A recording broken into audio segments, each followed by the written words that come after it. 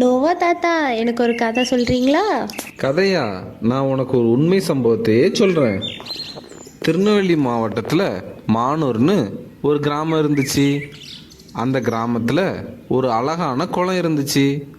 கொம்பன்னு ஒரு மேய்ப்பன் ஆடுகளை தினமும் அங்கே மேய்ச்சிட்டு வந்தான். ஒரு நாள் அவன் ஆடுகளை மேய்த்து கொண்டிருக்கும் பொழுது இடி மின்னலோட நல்லா மழை பெஞ்சிச்சு. அப்போ கொம்பன் தன்னோட எல்லா ஆட்டையும் கூட்டிட்டு அங்கேருந்து கிளம்ப புறப்பட்டான். ஆனால் ஒரு நொண்டி ஆடு மட்டும் இறைமாத சினையாக இருந்துச்சு. அதால் நடக்க முடியாமல் அங்கேயே படுத்துருச்சு. நோவா தாத்தா, அந்த அங்கிள் அந்த ஆட்டை கூட்டு போனாரா இல்லையா?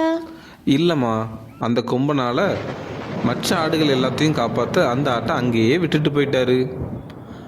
நாட்கள் கழிஞ்சிச்சு. நாட்கள் மாதங்களாச்சு. மாதங்கள் வருஷங்களாச்சு.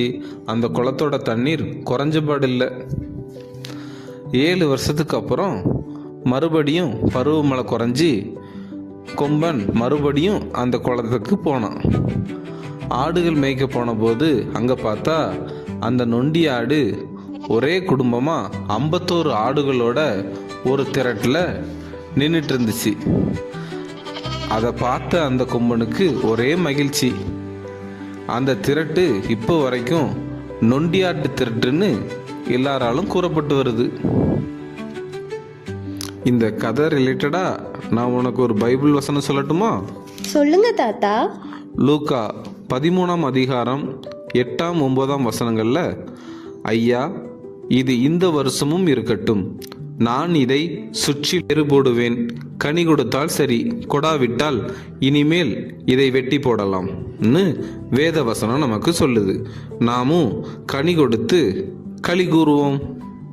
நம்ம 2 பேரும் சேர்ந்து ஒரு ஜெபம் பண்ணுவோமா? ஓகே தாத்தா. என்னில் கனியை எதிர்பார்த்துள்ள தகப்பனே, இவ்வாண்டில் ஒவ்வொரு நாளும் உமக்காக கனி கொடுக்க எங்களுக்கு உதவி செய்யும்.